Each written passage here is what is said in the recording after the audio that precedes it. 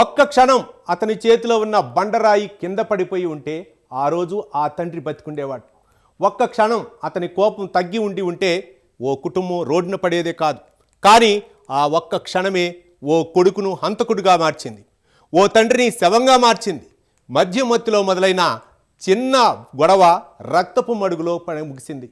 కన్న కొడుకే కన్న తండ్రిని అత్యంత దారుణంగా హత్య చేసిన ఈ ఘటనలో ఆ ఇంట్లో అసలు ఏం జరిగింది? ఆ ఆవేశం వెనుక ఇంకేదైనా కారణం ఉందా? పెద్దపల్లి జిల్లాలో కలకలం రేపిన ఈ ఘటన వెనుక వాస్తవాలేంటి? Let's watch.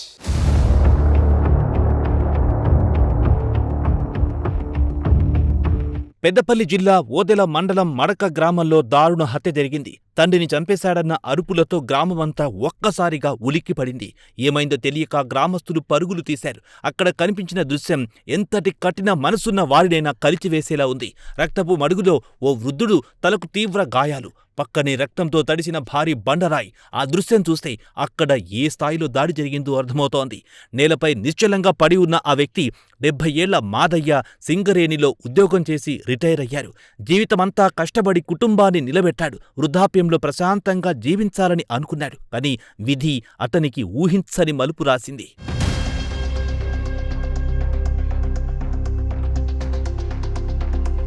మాదయ్యకు ఓ కొడుకు. అతని పేరు బాబురావు. కొంతకాలంగా అతడు మద్యానికి బానిసయ్యాడు. పని కంటే మద్యం, కుటుంబం కంటే మద్యం, బంధాల కంటే మద్యమే ఎక్కువ. ఇలా అతని జీవితం పూర్తిగా మద్యానికే బానిసైపోయింది. తాగి ఇంటికి రావడం, తండ్రితో గొడవపడ్డం, ఇంట్లో ఉద్రిక్త పరిస్థితులు సృష్టించడం ఇవన్నీ తరచూ జరుగుతూనే ఉండేవి. మంగళవారం కూడా అదే జరిగింది. మద్యం మత్తులో ఇంటికొచ్చిన బాబురావు తండ్రితో మాటామాట పెంచుకున్నాడు. మొదట సాధారణ వాగ్వాదనలు కనిపించిన ఆ గొడవ క్షణాల్లో అదుపు తప్పింది. కోపం ఒక్కసారిగా హద్దులు దాటింది. కళ్ల ముందు కనిపించింది తండ్రి కాదు, కోపమే. ఆవేశంలో చుట్టూ చూసిన బాబురావు పక్కనే ఉన్న పెద్ద బండరాయిని ఎత్తుకున్నాడు. ఒక్క క్షణం కూడా ఆలోచించలేదు. ప్రాణమిచ్చిన తండ్రి అనే భావన రాలేదు. క్షణికావేశంలో తండ్రిపై బండరాయితో దాడి చేశాడు. తలకు తీవ్ర గాయం కావడంతో మాదయ్య అక్కడికక్కడే కుప్పకూలాడు. రక్తం ధారలా కారింది. సహాయం కోసం పిలిచే అవకాశం కూడా లేకుండా ఆ వృద్ధుడి ప్రాణం అక్కడికక్కడే ముగిసిపోయింది.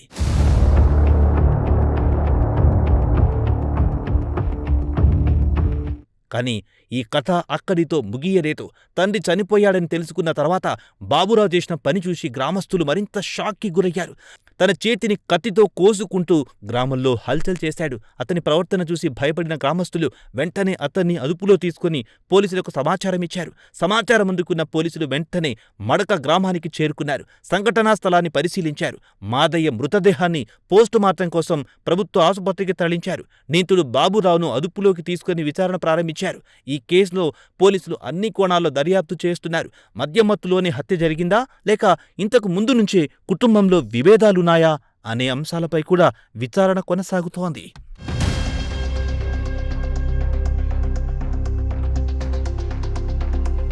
కన్న బిడ్డ కోసం జీవితాంతం కష్టపడిన ఓ తండ్రి చివరికి అదే కొడుకు చేతిలో ప్రాణాలు కోల్పోవటం అంతకంటే పెద్ద విషాదం మరొకటి ఉండదు.